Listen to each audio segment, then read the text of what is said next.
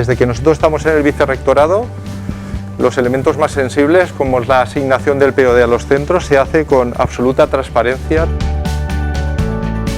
Nosotros traemos un equipo que es fiable, que las palabras y las propuestas que lleva son posibles porque ya han demostrado a lo largo de su trayectoria en la universidad que lo pueden realizar. Hemos tomado las riendas de una situación en la universidad heredada de una NOA que se aprobó en el gobierno en el que tú estabas con anterioridad a mí. Hemos asegurado la promoción de todo el profesorado de la universidad a tiempo completo.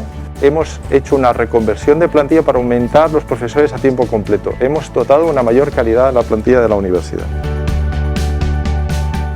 Con usted de director general de universidades en la época de Camps, cuando en Valencia se ataban perros con longanizas, con usted se generó una deuda con las universidades de la Comunidad Valenciana, con las universidades públicas, que todavía hoy no se han pagado. Bueno, pues los 2 próximos años que se espera a cobrar el final de esta deuda, los fondos que esperamos cobrar son fondos que no están afectados. Por lo tanto, son fondos que vamos a poder dedicar a infraestructuras. Vamos a construir un edificio que albergue multifuncional para investigación, porque necesitamos incrementar los servicios centrales de apoyo a la universidad, a la investigación, para hacer una investigación de calidad. Quiero agradecer su asistencia al debate, a todos los miembros de la comunidad universitaria que están haciendo posible este debate.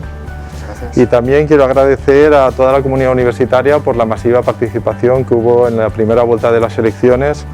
Creo que fue un acto de democracia y de expresión de la universidad y yo creo que es muy loable.